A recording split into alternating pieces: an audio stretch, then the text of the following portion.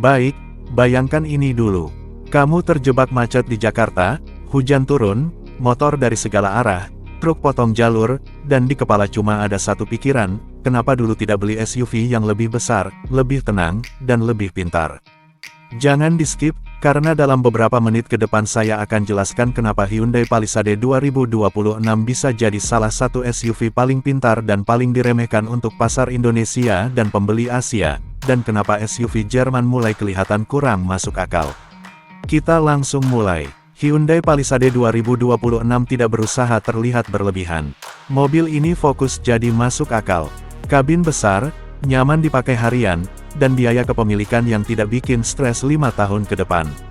Itulah kenapa mobil ini penting untuk dibahas. Soal harga dulu, karena ini selalu jadi pertanyaan utama. Di Indonesia, tergantung pajak dan varian, Hyundai Palisade 2026 diperkirakan berada di kisaran setara $55.000 Amerika Serikat sampai $65.000. Di Amerika Serikat, termasuk dealer di Indiana, harganya mulai sekitar $42.000 Amerika Serikat hingga $55.000 Amerika Serikat untuk varian tertinggi. Di Jepang, setelah pajak dan registrasi, harganya bisa mencapai $60.000 Amerika Serikat sampai $70.000. Di pasar ASEAN seperti Thailand, Malaysia, dan Vietnam, umumnya berada di kisaran $50.000 Amerika Serikat hingga $62.000. Jika dibandingkan dengan SUV Jerman yang harga awalnya lebih tinggi dan cepat naik karena opsi tambahan, Palisade langsung terasa lebih masuk akal.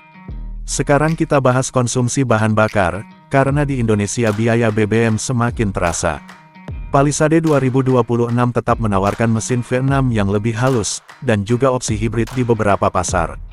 Konsumsi BBM versi bensin di dunia nyata sekitar 9-10 km per liter di dalam kota, dan 12-13 km per liter di jalan tol. Untuk SUV besar 3 baris, ini termasuk efisien. Versi hibrid jauh lebih menarik. Di kondisi macet seperti Jakarta atau Surabaya, konsumsi bisa mencapai 13-15 km per liter. Dalam setahun, penghematan BBM ini saja sudah bisa menutup biaya asuransi atau sebagian besar servis rutin. Sistem hibrid Hyundai dirancang untuk kenyamanan, bukan agresivitas. Transisi mesin terasa halus, tidak ada hentakan, dan mesin tetap senyap di kemacetan. Lebih rileks, lebih hemat, dan lebih nyaman untuk penggunaan harian di Asia.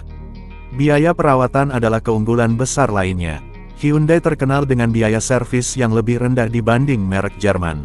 Biaya perawatan tahunan Palisade di Indonesia jauh lebih ramah dibanding BMW X5 atau Mercedes GLE.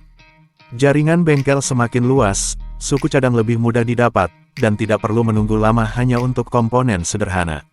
Artinya mobil lebih sering dipakai, bukan lebih sering masuk bengkel.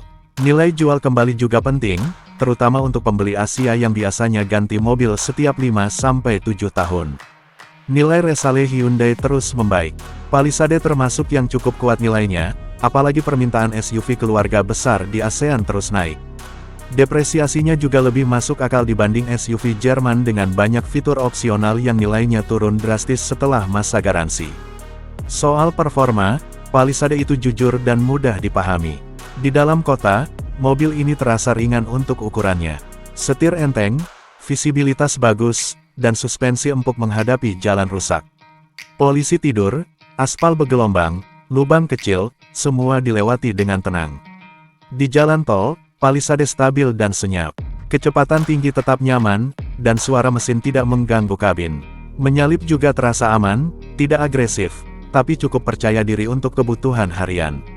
Ini bukan mobil balap, dan tidak berpura-pura jadi mobil sport. Fokusnya kenyamanan, keamanan, dan ketenangan berkendara, sesuatu yang benar-benar dibutuhkan keluarga Indonesia.